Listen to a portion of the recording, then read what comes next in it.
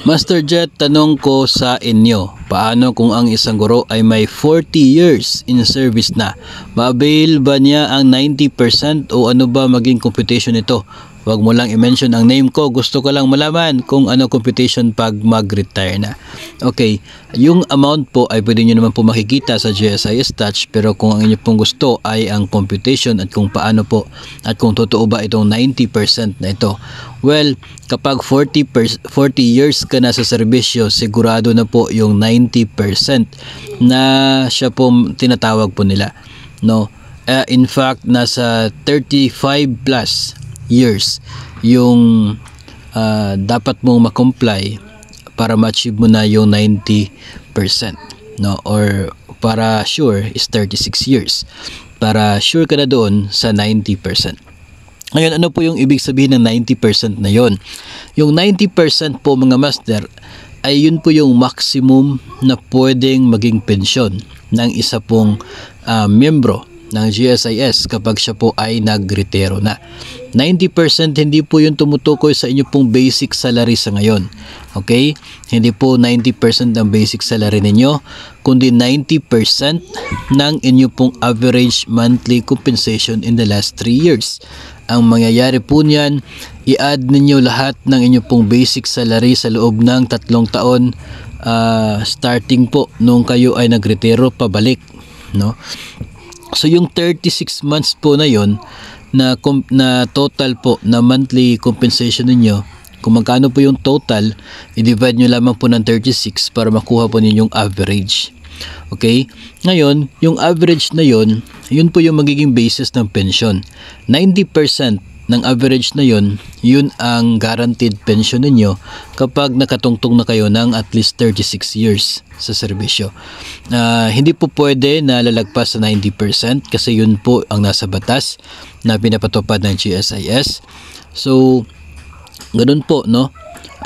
Kaya nga po yung iba ay umaasa o hindi muna nagre-retiro ng mas maaga kasi they are expecting na tataas pa yung sahod the following year. Okay?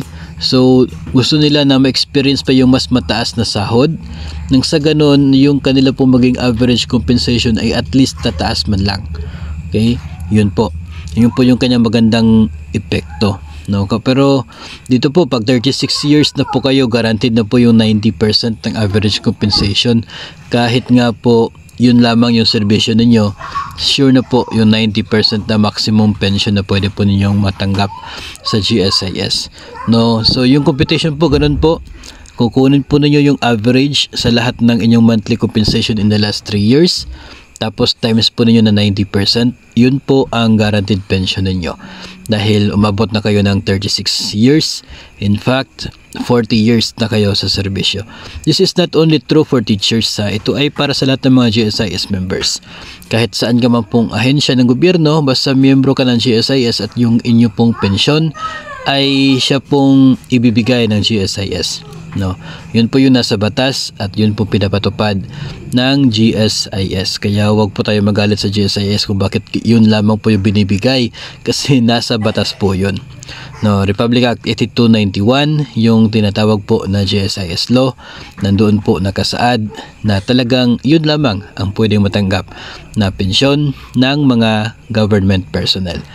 Kung gusto po natin na sana taasan pa ay siguro ibigay po natin yung trabahong yun sa ating po mga mambabatas para sila po ay mag-amenda ng naunang GSIS law para mas mataas yung maging benepisyo o pensyon ng mga government personnel.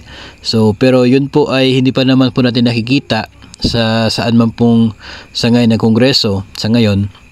Wala po tayo nakikita na ganun pong bill na gustong taasan yung retirement benefit or pension computation para sa mga retired GSIS members. So hopefully narating po yung ganun po na araw para at least ay tataas naman po ng konti yung magiging pensyon ng mga government personnel.